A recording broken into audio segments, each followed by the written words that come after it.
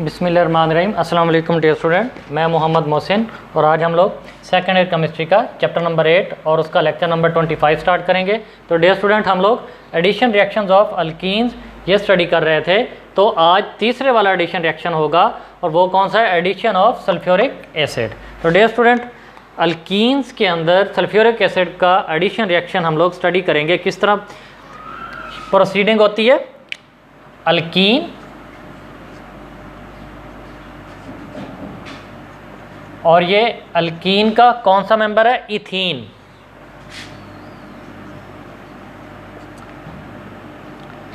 इसका रिएक्शन है H2SO4। तो डियर स्टूडेंट, H2SO4 को आप लोग इस तरह लिख लो,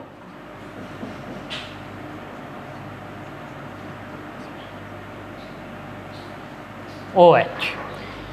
H2SO4 कंसंट्रेटेड फॉर्म में होना है और साथ में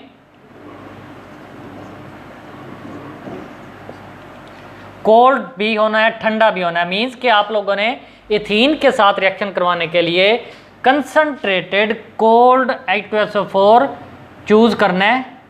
कंसंट्रेटेड भी होगा और कोल्ड भी होगा। याद रखिएगा, कंसंट्रेटेड सल्फ्यूरिक एसिड जब भी किसी दूसरे कंपाउंड के साथ रिएक्शन करता है तो हाईली एक्सोथर्मिक रिएक्शन होता है, बहुत ज़्यादा हीट इवॉल्व होती है। इसलिए हीट की जो इवॉल्वमेंट है, या आप लोग कह लें कि जो हीट खारिज हो रही है, उसका टेम्परेचर डाउन करने के लिए हम लोग कंसंट्रेटेड सल्फ्यूरिक एसिड को क्या करते हैं? वो ठंडा यूज़ करते हैं। तो बनेगा क्या?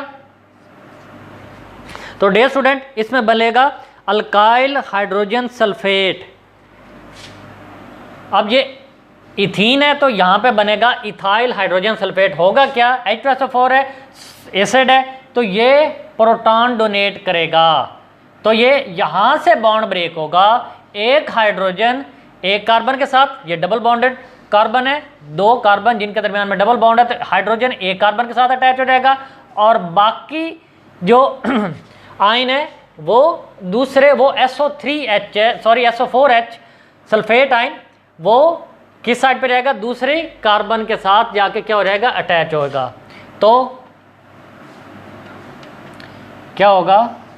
CH CH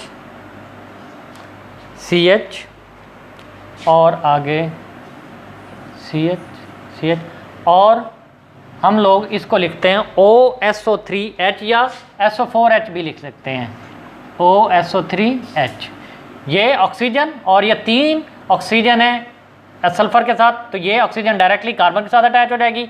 ये तीनों ऑक्सीजन सल्फर के साथ रहेंगी तो SO3H, OSO3H, और आप लोग डायरेक्टली SO4H भी लिख सकते हैं, और ये होता है ethene, sorry ethyl hydrogen sulphate.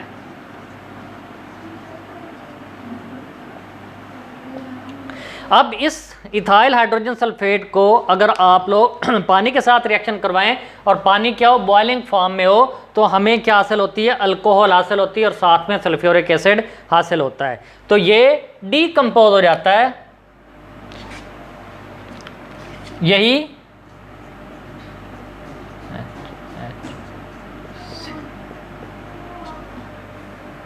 OSO3H पानी के साथ रिएक्शन करेगा, बॉइलिंग वाटर के साथ रिएक्शन करेगा 100 डिग्री सेंटीग्रेड पे, तो ये क्या हो जाएगा? इथाइल हाइड्रोजन सल्फेट डीकंपोज हो जाएगा, टूट जाएगा। टूटने से क्या बनेगा? ये आप लोग H2O को HOH लिख लें, तो होगा क्या? ये जो हाइड्रोजन है ये यहां से बॉन्ड ब्रेक होगा,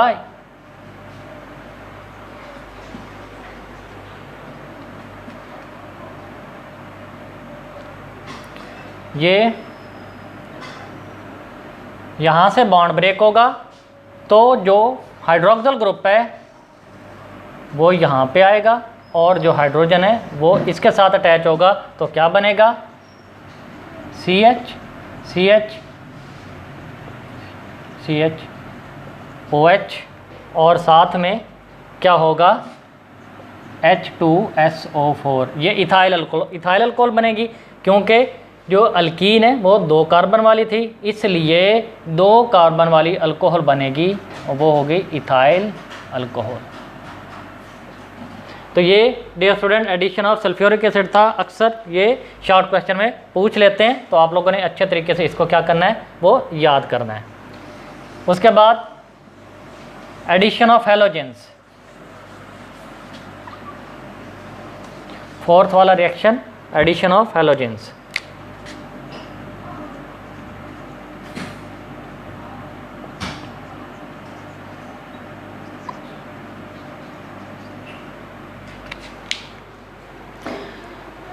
तो डियर स्टूडेंट इसमें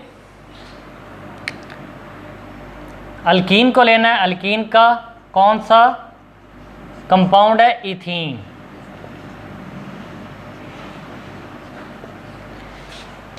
और इसका हैलोजन के साथ रिएक्शन करवाना है, तो हैलोजेंस फ्लोरीन भी हो सकता है, क्लोरीन भी हो सकता है, ब्रोमीन भी हो सकता है, आयोडीन भी हो सकता है। किसकी मौजूदगी में रिएक्शन होगा, इनर्ट सॉल्वेंट की मौजूदगी में। सॉल्वेंट कौन सा होगा इनर्ट, यहाँ पे कार्बन टेट्राक्लोराइड। कार्बन टेट्राक्लोराइड ये इनर्ट सॉल्वेंट है। इनर्ट सॉल्वेंट मीन्स के ये रिएक्शन को तेज करेगा। रिएक्शन के अंदर जो कंपाउंड्स हैं जिनका रिएक्शन हो रहा है उसके साथ रिएक्शन नहीं करेगा कार्बन टेट्राक्लोराइड। ये रिएक्शन को स्पीड अप करेगा, और ये रिएक्शन करवाना कहाँ पे, रूम टेम्परेचर पे। बहुत कम टेम्परेचर, रूम टेम्परेचर अमूमन 25 डिग्री सेंटीग्रेड हम लोग कंसीडर करते हैं। अब बनेगा क्या, अब ये X2 तो होगा क्या, एक हैलोजन इस कार्बन के साथ अटैच हो जाएगा, दूसरा हैलोजन इस कार्बन के साथ अटैच हो जाएगा, तो इसको बोलते हैं विसिनल डाई हैलाइड बनेगा। और ये डबल बॉन्ड सिंगल बॉन्ड में कन्वर्ट हो जाएगा। Vicinal die halide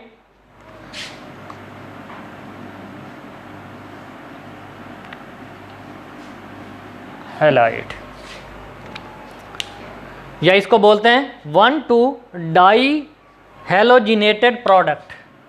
1,2 di halogenated product.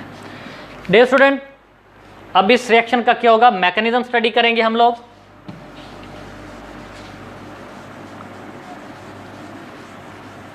किस मैकेनिज्म से ये प्रोसीडिंग होती है इस रिएक्शन की।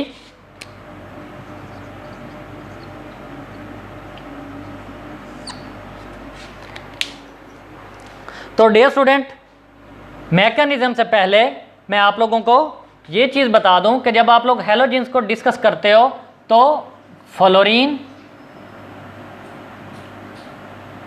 सबसे ज़्यादा रिएक्टिव होता है, क्लोरीन उसके बाद रिएक्टिव होता है, ब्रोमीन उसके बाद रिएक्टिव, और सबसे लोएस्ट रिएक्टिविटी क्या होती है, आयोडीन की होती है। तो हम लोग हैलोजेंस में फ्लोरीन बहुत ज़्यादा रिएक्टिव होता है, इसलिए इसके प्रोसेस को या इस रिएक्शन को कंट्रोल करना बड़ा मुश्किल होता है। ये वाला हम लोग फ्लोरीन हैलोजेंस के तौर पे यूज़ नहीं करते। जबकि जो आयोडीन है वो बहुत स्लो रिएक्टिव होता है, इसकी स्लो रिएक्टिविटी की वजह से इसको भी हम लोग चूज़ नहीं करते। तो हम लोग हैलोजन में क्लोरीन और ब्रोमीन चूज़ करते हैं, और ये इलेक्ट्रोफाइल के तौर पे एक्ट करते हैं। इलेक्ट्रोफाइल का आप लोगों ने स्टडी किया था कि जो अल्कीन है वो ज़्यादातर इलेक्ट्रोफिलिक रेजेंट के साथ रिएक्शन करती हैं, इलेक्ट्रोफिलिक रिएक्शन देती हैं। तो इलेक्ट्रोफाइल मीन्स के ये इलेक्ट्रॉन लविंग है, ये इलेक्ट्रॉन के साथ रिएक्शन करेंगे, वो आप लोग अभी स्टडी करेंगे। तो फ्लोरीन जो है वो बहुत ज़्यादा रिएक्टिव होता है और आयोडीन बहुत स्लो रिएक्टिव होता है, इसलिए हम लोग क्या करते हैं, क्लोरीन और ब्रोमीन को सिलेक्ट करते हैं। मैकेनिज्म की तरफ आते हैं। तो अल्कीन में कौन सा कंपाउंड है, इथीन। वो रिएक्शन कर रहा है किसके साथ, ब्रोमीन के साथ।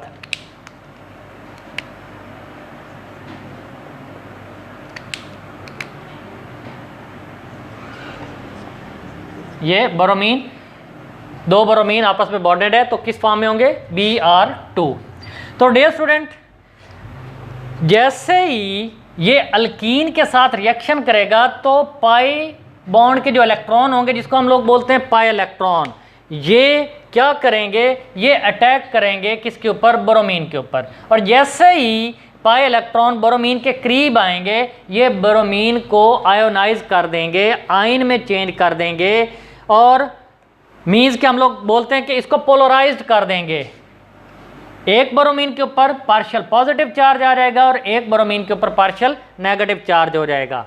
तो जैसे ही ये आप लोगों ने एरो लगाना है, ये पाई इलेक्ट्रॉन, ये इलेक्ट्रॉन और ये इलेक्ट्रॉन एक्सेप्ट करने वाले इलेक्ट्रॉन लविंग इलेक्ट्रोफाइल के तौर पे यूज हो रहे हैं। तो ये पाई इलेक्ट्रॉन बोरोमीन के ऊपर अटैक करेंगे, इसको अप्रोच करेंगे, किसके पाई इलेक्ट्रॉन, अल्कीन के। और यहाँ पे अल्कीन कौन सा, इथीन। इसके इलेक्ट्रॉन अप्रोच करेंगे बोरोमीन को, तो इसको पोलराइज्ड कर देंगे, इसको आयंस में चेंज कर देंगे, और एक बोरोमीन के ऊपर पार्शियल पॉजिटिव, दूसरे के ऊपर पार्शियल नेगेटिव चार्ज आ जाएगा। तो ये इस तरीके से पार्शियल पॉजिटिव, पार्शियल नेगेटिव किस तरह आएगा, ये दोनों इलेक्ट्रॉन इस बोरोमीन को अप्रोच करेंगे और दोनों इलेक्ट्रॉन इस बोरोमीन को कैप्चर करके अपने साथ मिला लेंगे, और ये दोनों इलेक्ट्रॉन, ये एक बॉन्ड दो इलेक्ट्रॉन की वजह से होता है, तो ये दोनों इलेक्ट्रॉन शिफ्ट हो जाएंगे इस बोरोमीन के ऊपर, इसलिए इस बोरोमीन के ऊपर कौन सा चार्ज आ जाएगा, नेगेटिव। तो अब यहाँ पे एक प्रोडक्ट बनेगी, उसको हम लोग बोलते हैं बोरोमोनियम आयन। बोरोमोनियम आयन किस तरह बनेगा, CH2 ये, और साथ में बोरोमीन अटैच हो जाएगी, और बोरोमीन पे कौन सा चार्ज होगा, पॉजिटिव। इसको बोलते हैं बोरोमोनियम आयन। और ये बोरोमीन पार्शियल नेगेटिव चार्ज, या इसको आप लोग बोरोमीन नेगेटिव चार्ज लिख दो। तो डियर स्टूडेंट, अब क्या होगा कि ये यहाँ पे इलेक्ट्रोफाइल होगा, इसके ऊपर बोरोमीन, इसमें देखें कि बोरोमीन के ऊपर पॉजिटिव चार्ज है, इलेक्ट्रॉन की डेफिशिएंसी है। अब ये होगा न्यूक्लियोफिलिक ब्रोमाइड आयन, ठीक है जी। तो न्यूक्लियोफिलिक ब्रोमाइड आयन अब आगे दोबारा रिएक्ट करेगा। तो ये मैकेनिज्म दो स्टेप्स में है। पहले स्टेप में क्या होगा कि इथीन के जो इलेक्ट्रॉन है, पाई बॉन्ड के इलेक्ट्रॉन, इसको पाई इलेक्ट्रॉन भी बोलते हैं, वो अप्रोच करेंगे बोरोमीन मॉलिक्यूल के ऊपर और उसको पोलराइज्ड कर देंगे। पोलराइज्ड करने से एक बोरोमीन के ऊपर पॉजिटिव चार्ज आ जाएगा, एक के ऊपर नेगेटिव चार्ज आ जाएगा। किस तरह आएगा वो मैंने आप लोगों को बता दिया है। और प्रोडक्ट क्या बनेगी, बोरोमोनियम आयन और बोरोमाइड नेगेटिवली चार्ज आयन। अब क्या होगा, अब दोबारा बोरोमाइड आयन इसके साथ रिएक्शन करेगा। तो दूसरे वाला स्टेप क्या होगा, CH2 Br positive and bromide negative ion. अब इसके पास इलेक्ट्रॉन मौजूद हैं, तो ये क्या करेंगे, ये दोनों इलेक्ट्रॉन जो ब्रोमाइड के ऊपर मौजूद हैं, ये इलेक्ट्रॉन एक जो अल्कीन के पास दो कार्बन है और दोनों कार्बन से क्या अटैच है, ब्रोमीन पॉजिटिव आयन वो अटैच है। तो वो क्या करेगा, एक कार्बन के ऊपर अटैक करेगा बोरोमोनियम आयन की एक कार्बन पे, जैसे इस पे अटैक करेगा और इसके साथ बॉन्ड बनाएगा। ये बॉन्ड किससे बनेंगे, इसी दो इलेक्ट्रॉन, ये जिस नेगेटिव चार्ज है, नेगेटिव चार्ज दो इलेक्ट्रॉन की वजह से है, तो दोनों इलेक्ट्रॉन यूज हो जाएंगे इस कार्बन के साथ बॉन्ड बनाने के लिए, और ये बॉन्ड बन जाएगा।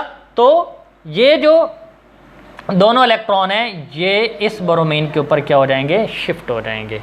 तो और बोरोमीन के ऊपर शिफ्ट हो जाएंगे तो बोरोमीन और इस कार्बन का एक स्पेसिफिक बॉन्ड बन जाएगा।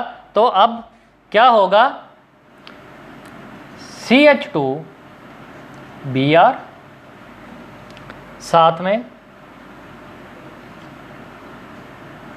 CH2 Br। अब आप लोग इसको, जो बुक वाले ने लिखा हुआ है उसने इसको किस तरह लिखा हुआ है, CH Br CH बिया। तो ये इसका नेम है 1,2-डाइब्रोमो इथेन, 1,2-डाइब्रोमो इथेन। तो डियर स्टूडेंट, जैसे ही आप लोग ब्रोमीन को इथीन के अंदर डालते हो, याद रखें कि ब्रोमीन का कलर जो होता है वो येलो कलर होता है, और ब्रोमीन के हम लोग बोलते हैं कि ये ब्रोमीन सॉल्यूशन फॉर्म में होता है, और सॉल्यूशन का जो कलर होता है वो क्या होता है, येलो कलर होता है। और जैसे ही आप लोग ब्रोमीन को डालते हो इथीन के अंदर, तो जब ये रिएक्शन कंप्लीट हो जाता है, कंप्लीट होने से वो ब्रोमीन का जो येलो कलर है वो गायब हो जाता है। इस तरीके से ओवरऑल वो सॉल्यूशन का कलर क्या हो जाएगा, वो कलरलेस हो जाएगा, वाइट कलर देगा। तो डियर स्टूडेंट, ये वाला जो टेस्ट है, ये टेस्ट यूज करते हैं for the detection of saturation. तो this test is used to determine the saturation, unsaturation. This test is used to determine the unsaturation, या आप लोग कह लें डबल बॉन्ड। डबल बॉन्ड मौजूद है अल्कीन के अंदर या नहीं, उसकी डिटर्मिनेशन के लिए ये टेस्ट यूज़ किया जाता है। किस तरह, अगर तो डबल बॉन्ड मौजूद होगा अल्कीन के अंदर, तो ब्रोमीन जो येलो कलर दे रहा होगा वो उस डबल बॉन्ड के साथ रिएक्शन करके वो कलरलेस हो जाएगा। मीन के ओवरऑल सॉल्यूशन का कलर क्या हो जाएगा, वो कलरलेस हो जाएगा। और अगर आप लोग वो वाला हाइड्रोकार्बन यूज़ कर रहे हैं जिसके अंदर डबल बॉन्ड मौजूद ही नहीं है, सिंगल बॉन्ड है, तो ब्रोमीन येलो कलर का होगा, और जैसे ही उस हाइड्रोकार्बन के साथ रिएक्शन करेगा जो कि सैचुरेटेड होगा, जिसके अंदर सिंगल बॉन्ड होगा, तो वो उस हाइड्रोकार्बन को भी क्या कर देगा, येलो कलर कर देगा, उसका येलो कलर डिसअपीयर नहीं होगा। तो डियर स्टूडेंट, ये वाला जो टेस्ट है ये यूज होता है for the detection of unsaturation या for the detection of double bond. तो डियर स्टूडेंट, आज के लेक्चर में इतना ही था। इंशाअल्लाह ताला नेक्स्ट लेक्चर में नेक्स्ट रिएक्शन हम लोग स्टडी करेंगे। तब तक अल्लाह हाफिज़।